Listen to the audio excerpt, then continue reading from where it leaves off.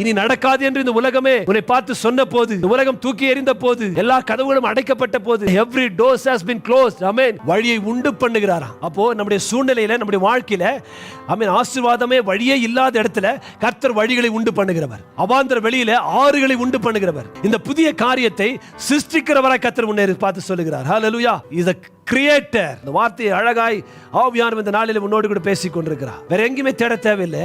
அவன் என்னிடத்துல அப்பா இவ்வளவு கடன் பாரங்கள் உண்டு, இத்தனை லட்சங்கள் உண்டு, ஆனால் என்னிடத்துல எந்த பிசினஸும் இல்ல, அப்பா எங்க போவதுன்னு தெரியல, எல்லா இடத்துல வாங்கி விட்டேன், நான் தனிமையாக விடப்பட்டிருக்கிறேன். அந்த இடத்துல கர்த்தர் சொல்கிறார், அங்கே ஒரு வழியை உனக்கு உண்டு பண்ணுவார். ஆமென். அங்கே ஒரு ஊற்றை உண்டு பண்ணுவார். அங்கே ஒரு ஆறுகளை உண்டு பண்ணுகிற தேவன் சொல்கிறார், உனக்கு ஒரு ஆசீர்வாத ஊற்றுகளை காண செய்யும்படியா இந்த நாளில் கர்த்தர் சொல்கிறார், உனக்கு புதிய காரியத்தை செய்கிறேன், அது இப்பொழுதே தோன்றும். ஒரு புதிய காரியத்தை உன் வாழ்க்கையில இந்த மாதத்தில் நீ காண போகிறாய். இன்றைக்கு ஒரு புதிய காரியத்தை செய்ய போகிறேன், அது இப்பொழுதே தோன்ற போகிறது. அவன் நீங்கள் என் ஜனங்கள் என் துதியை சொல்லி வரும்படியாய் இந்த காரியத்தை நான் செய்ய போகிறேன்.